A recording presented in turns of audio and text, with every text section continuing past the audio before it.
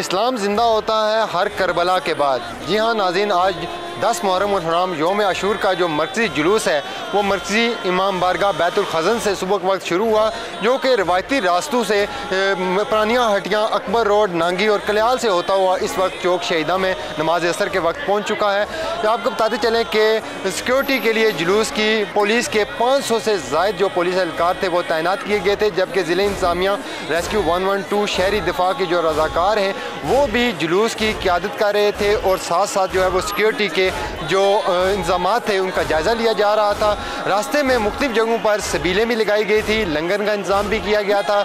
इसके अलावा जो है आपको बताते चलें कि इस वक्त जो अज़ादार हैं, जो मरकज़ी जुलूस है वो चौक शहीदा पहुँच चुका है, जहाँ पर मुख्तसर ख़ताब के बाद जो अज़ादार हैं उनकी जानिब से जो है जंजीर ज़नी की जाएगी और यहाँ पर जो अज़ादार हैं वो मातम करेंगे, जिसके बाद जो है नमाज मगरिब के वक्त ये अज़ादार वापस मरकज़ी इमाम बारगाह जो मरकज़ी जुलूस है वो पहुँच कर इत्ताम पजीर हो जाएगा।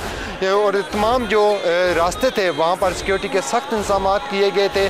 मुख्तलिफ जो शहर की बिल्डिंग थी ऊंची, वहाँ पर स्नाइपर्स तैनात किए गए थे ताकि किसी भी किस्म का नागवार वाक़या पेश ना आए। और मरकज़ी जुलूस जो है वो रवायती जो रास्ते से वहाँ से होकर पुरअमन तरीके से चौक शहीदा अभी पहुँच चुका है। और आपको ये बताते चलें कि इंतज़ामिया की जानिब से मोबाइल सर्विस आज सुबह से मुअत्तल की गई थी ताकि किसी भी किस्म का नागवार वाक़या पेश ना आए। और ये भी बताया जा रहा है कि नमाज मगरिब के बाद जब मरकज़ी जुलूस मरकज़ी इमाम बारगाह इत्ताम पजीर हो जाएगा तो उसके बाद मोबाइल सर्विस जो है वो भी बहाल कर दी जाएगी। इस वक्त जो आप मनाज़र देख रहे हैं ये चौक शहीदा के हैं, जहाँ पर जो मरकज़ी जुलूस है वो यौम आशूर का वो यहाँ पर पहुँचे हैं और इसके बाद जो है वापस से इत्ताम पजीर नमाज मगरिब के वक्त होगा। जी।